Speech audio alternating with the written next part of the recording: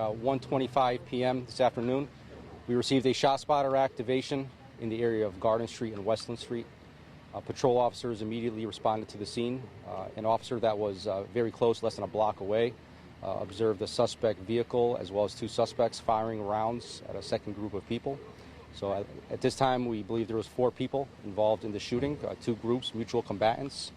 As one of the vehicles fled from the shooting scene, they struck a pedestrian that was in the roadway. A 71-year-old Hartford resident has since been declared deceased. So not only is this a shooting investigation, it is also a motor vehicle fatality investigation.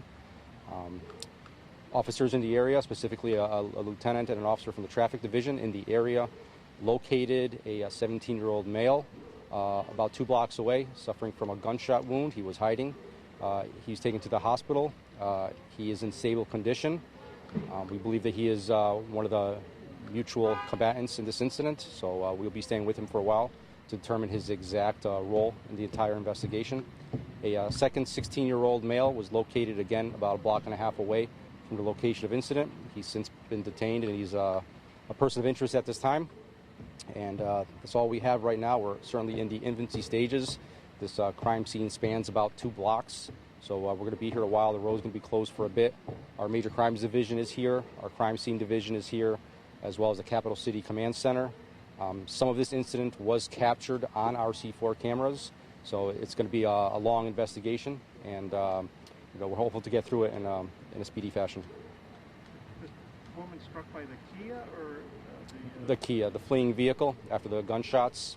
The Kia fled westbound on Westland Street in reverse and struck the pedestrian. Do you have the other vehicle in possession? We're still looking for a second vehicle, and we'll put out that information as soon as we get more. But this woman was not hit by any shots? She was not struck by gunfire, no. Was the second group in the second car or like on the sidewalk? 2 groups, 2 cars.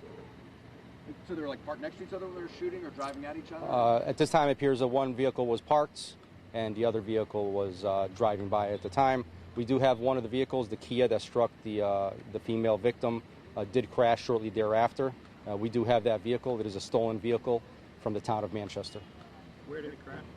It crashed just behind me at the corner of Westland and Garden Street. And it was backing up, you said, when it hit her? It was reversing. Did you guys return fire at all, or were you there? Nope, no officers discharged any weapons. This Kia, is your belief that the 2 people you have in custody or monitoring are from the Kia? We're going to have to analyze the video and review that. We have a couple witnesses from the area that we're going to be speaking to. Like I said, we're pretty early right now. The officer acted, heroically.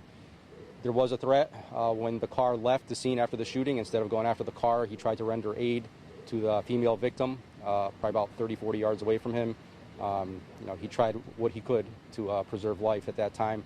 Gave out the description of the fleeing vehicle as best as he could and let everybody know what was going on. So he was instrumental in us getting here as quick as we did. Unfortunately, she passed, so now this is kind of a dual role investigation with the major crimes and the crime scene division. Was she killed immediately? She was transported. She was pronounced deceased at the hospital. Was this more of a, would you describe this as a shootout or just a shooting? They were mutual combatants, so you had 2 groups of people shooting at each other. It appears at this time. Do you have an idea about how many suspects you think you're still looking for? There was, right now, it's too early to say, 3, maybe 4. That can change. It's been quiet for a while, and I guess this is a pretty crazy day for It's a busy day, obviously, and we're here. The patrol division was instrumental, great getting here as quick as they did. They're all held over, so not only do we have our early morning shift, we also have our afternoon shift here. So we probably have about double the amount of officers that we would typically have at this time of day right now, until the crime scene gets broken down. And for people in this neighborhood, how long do you expect this street to be closed on? Just the size of the crime scene, it's pretty expansive. We're talking almost 2.5, 3 blocks, so probably, I would say, probably about 5 or 6 hours. I'll put out more information to our media partners, as well as our social media in regards to when we're going to open the roads back up. Was the 16-year-old detained on Enfield Street? I don't know where he was detained. He was detained at least a block away from the scene. Did the 16-year-old have injury? I don't believe he has any injuries, no. Any connection, I mean, I know it's preliminary, any connection to last night's shooting? No, it appears that there's no correlation whatsoever at this time.